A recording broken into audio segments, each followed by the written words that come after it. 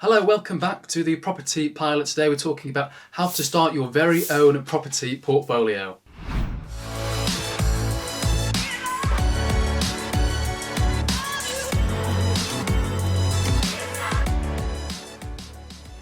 Right, welcome back. So today we're talking about how to start a property portfolio. A really interesting topic. I know a lot of you are looking to get into property, and over this very brief video, we'll tell you all about how to actually start a property portfolio. So first of all, it comes to strategy. So what exactly is your strategy when you want to start this property portfolio? Are you investing in property for income? And the aim behind building your portfolio is to generate an income for yourself that you can get paid on a monthly basis. Or on the other side is the idea behind this property portfolio that you want to embark upon and that you want to build. Is it about building a legacy maybe for your family or to pass down to your children? And you're not that bothered about the monthly rent, but what you are really concerned about is the value of this property increasing over the 5, 10, 15, 20, 30, 40 years. And you're really banking on that capital appreciation and you value that more than the rental income. So you've got two different strategies, income investing over here or investing for capital growth, and both really good strategies and a great way to build a property portfolio. So only you can answer that question which one of those strategies that you want to choose, right? Okay, so coming on number 2, what are your strengths? So before we even get into how we're going to build this property portfolio, what are your strengths? What can you actually bring to the table? How are you able to actually,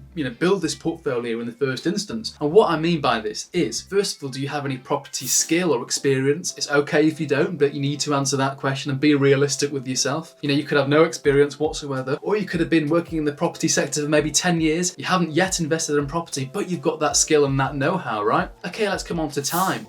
Do you actually have time to invest in building this property portfolio yourself, or in fact, are you working 9 till 5 and you can only really spare around 2, 3, 4 hours a week, building your property portfolio? You need to be very realistic with yourself. How much time do you have? And lastly, funds. How much cash do you have on hand to start this property portfolio journey? Do you have a little bit in your account, maybe from savings or from your job? Or actually, do you have a large chunk? Have you been saving over a while, over the 10, 20, 30 years? Or maybe you have some inheritance or something of that nature. So again, you've got to answer that question. How much cash do you have ready right here today to deploy to actually start your property journey? So those 3 things are really important. So I'll just recap them very briefly before we move on, because it's really important to accurately identify where your strengths and where your weaknesses lie. And I'll come on to this very, very shortly. So, do you have property expertise, skill set and experience? Do you have the time required to build a property portfolio? And thirdly, how much cash do you have to actually start this portfolio, right? Now, I'm going to give you various scenarios where we can actually find the solution together. So first of all, if you don't have the experience, maybe you don't have the skill set to actually embark upon something like this, well, obviously you need to get trained up, maybe consider getting a mentor and get educated around this area. Now, I mentor people who will look to get into property, or maybe they've even got 1 or 2 properties and they just need help scaling it to the next level. So it's a perfect opportunity to partner with someone like myself, and I'll help you on your property portfolio journey. Okay, so number 2, time.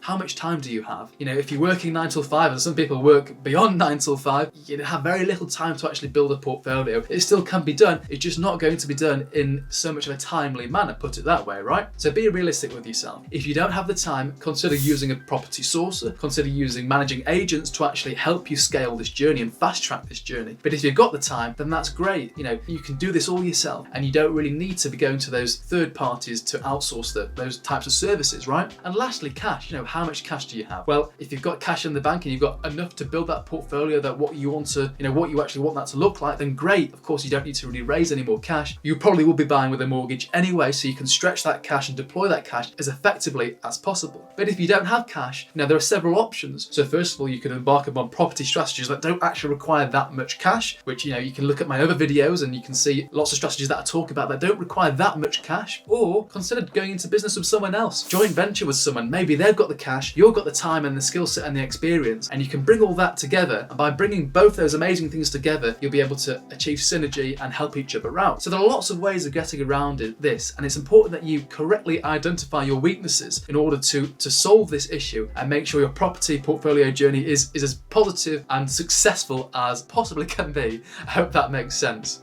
Another option is, let's say you've got the cash, you don't have the time, you don't have the skill set, and actually you don't really have the desire to build a portfolio yourself. You want to build it, but you want someone else to do it for you. In that case, give me a message. I'm more than happy to help. I'm really passionate about building property portfolios for people. I like actually acquiring portfolios for myself and part portfolios, and this is a very niche area that I specialize in. So if that's what you're looking for, head to www.mf7.uk and get in touch with myself. Okay, so we've spoken about strengths and potential weaknesses, which encompasses quite a large portion of this video. But now let's come on to the finances. I know we've already touched upon this briefly, but it's important that we understand how we're funding this property portfolio journey. So there's various options. I mean, the most common option is you're getting a mortgage. You're getting a 75% mortgage. So you're putting in 25% for the deposit. So the question you've got to ask yourself, first of all, are you mortgageable, or is your company mortgageable? That's a really important question. So speak to a mortgage broker. If you want to be put in touch with the brokers that I use, I know, I like, I trust, go to my website, I'll put you in touch. So really important question, find out if you are mortgageable. Another option is to buy it all out in cash outright. Not really the most efficient way to utilize and deploy your cash, but again, it's possible. And some people do this, some people don't like leveraging, okay? So again, if you've got the cash in the bank and you need quite a sizable amount of cash in the bank to start a meaningful property portfolio, again, this is an option for you. And if you are purchasing cash, of course, you're going to get a great deal because you can pay in cash. You know, you're not banking on finance that may or may not happen. So you can make that work to your advantage. But even still, even by, buying in cash and getting a great deal, typically speaking, if you leverage and you finance the deal with a standard mortgage, you're going to get a higher return on investment. So just bear that in mind. So we've already briefly spoken about what to do if you don't have the cash. We can joint venture with someone else that actually has the cash, or we can borrow from people or investors based on a fixed return. So again, that's a way how you can structure your property portfolio if you don't have the cash, by joint venturing with someone who has the cash and splitting the profits somehow, however percentage you decide, or by borrowing money from an investor at a fixed rate of return. So you're taking all that risk, you can give them a charge on the property. And maybe I'll do a video at a later date about how to actually do this. It's actually very easy to do, and once you understand the process, it's extremely scalable. So we've just talked about finance. Now it's really important we talk about the structure. Are we going to be buying these properties in our personal name or in a limited company? And I've done a video all about that. I'll link to it in the description. Here's the thumbnail that's going to pop up. It's something along the lines of, should you buy property in your personal name or a limited company? Really important thing to actually think about before you even putting in any offers whatsoever.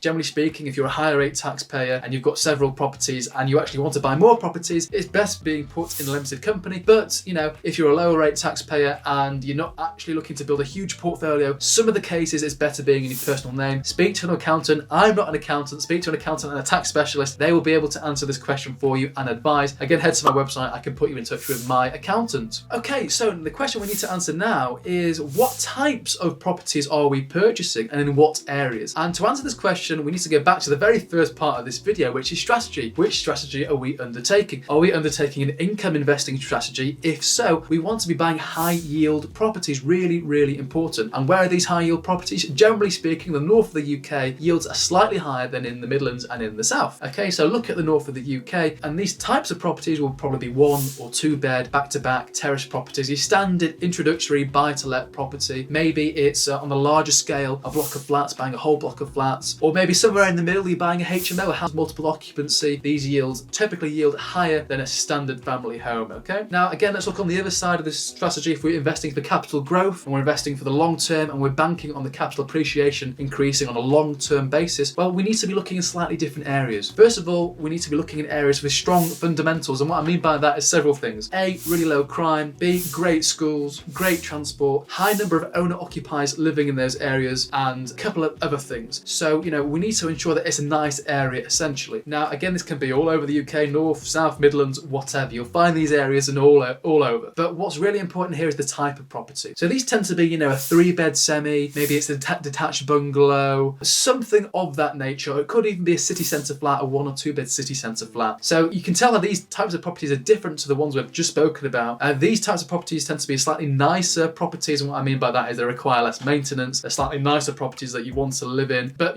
all these properties, both these scales have a purpose. They're aimed at different tenant demographics, different price points. So it's really important that you identify which strategy you're undergoing, income investing or capital growth, and that will answer the question on what areas, what types of properties to buy. Okay, so we've understood what type of property we want to buy, we've understood what areas we want to buy in. Well, now we need to actually buy this property. So we need to go on Rightmove, we need to go on Zoopla, we need to find those properties, we need to book in viewings with the agents, we need to put forward those offers. Once we've had an offer accepted, again, the legal process is undertaken, and we work all the way through to completion to where we pick up the keys. Now, this video isn't about that side of the process. I've got loads of videos talking about how to view property, how to offer on property, the legal process, things like that. So have a look at my YouTube channel. So we're going to skip over this briefly and then kind of come on to the end and how we're going to scale our property portfolio. Okay, so the property is completed.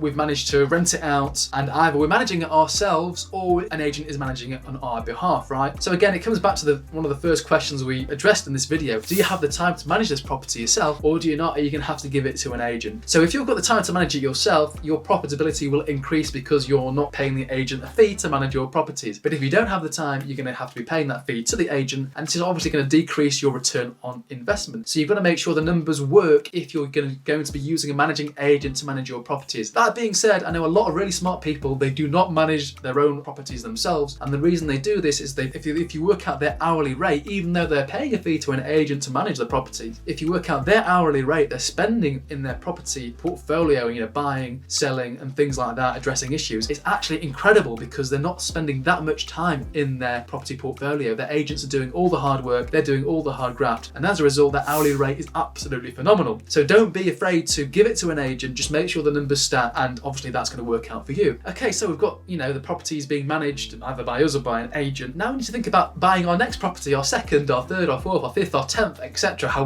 define what your property portfolio actually means to you. How many properties do you want to get to, or is it a certain value of property you want to get, or in fact is it a certain value of rental income you want to be generating on a monthly or annual basis? It's really important you just define what those figures are for you so you can actually carry out on your strategy. So in my very next video, we're going to be talking about how you can scale this property portfolio journey from 0 to 10 properties in a very short space of time. So stay tuned for the next video. We'll be talking about how can we accelerate this journey. Today's video we've very much been talking about the introductory things. We've been talking about strategy and how to actually acquire that first property. So I hope that makes a bit of sense. So stay tuned for the next video. Do you need help starting a property portfolio? If you do, head to my website www.ms7.uk and reach out to me. I'm really passionate about helping people start in property and growing a property portfolio, and it's really rewarding when I see my clients and people that I mentor being able to step back from their work. They've got a nice property portfolio.